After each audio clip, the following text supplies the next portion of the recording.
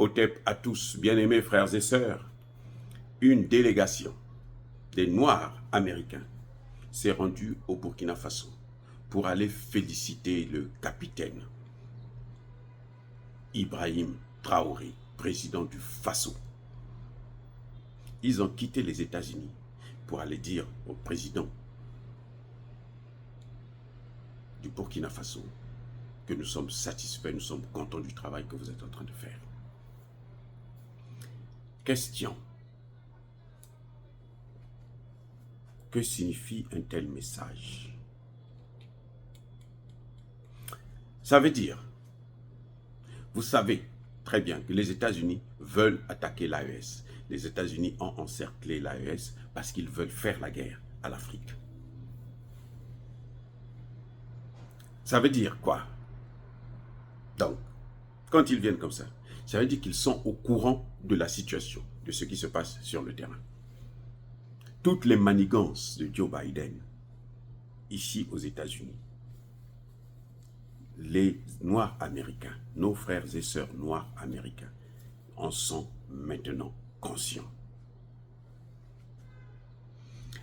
S'ils sont conscients de ça, alors ils ne laisseront pas faire de telles choses. D'ailleurs, je vais vous donner une information.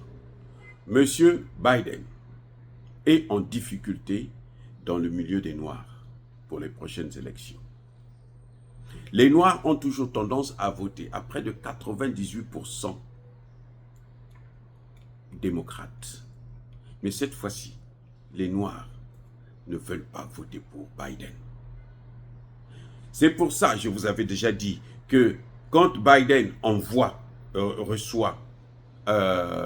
l'autre rigolo là, le voyou là, qui est au Kenya, William Ruto, il le prend, il le fait asseoir sur la chaise, sa chaise à lui, hein, du bureau ovale. Ruto était là, il avait les dents, c'est-à-dire qu'il était le sourire qui arrivait jusqu'aux oreilles, il devenait fou. Ce n'était pas parce qu'il aime Ruto, c'est une opération de campagne. C'est une opération de séduction des Noirs. Il voulait montrer aux Noirs américains que non, moi je suis bien avec les Noirs. C'est faux, mais les Noirs américains le savent. Ils savent. C'est dit que Joe Biden est en difficulté énorme parmi les Noirs américains. Kamala Harris, on dit qu'elle est noire.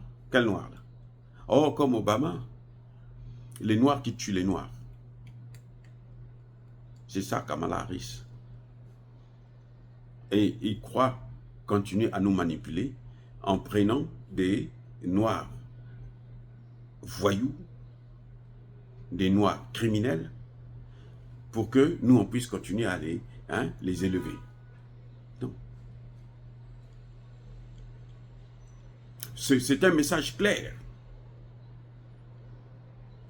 Parce que pour mener une guerre, vous devrez mener la guerre en comptant d'abord sur votre propre peuple. Pourquoi les États-Unis doivent investir autant de milliards pour aller nourrir, soutenir, financer le terrorisme en Afrique, alors qu'on a besoin de cet argent ici pour nourrir les mêmes Noirs? Il y a un problème. Les Noirs souffrent ici. Je vous dis, ça dit que nous vivons très bien par rapport aux Noirs, là. Nos frères Noirs américains, là. Nés ici, grandis ici, de père, de mère, de grand-père, grand-mère, arrière-grand-père, arrière-grand-mère, arrière-arrière-grand-père, donc de génération en génération, ils sont américains, mais ils sont plus malheureux que nous.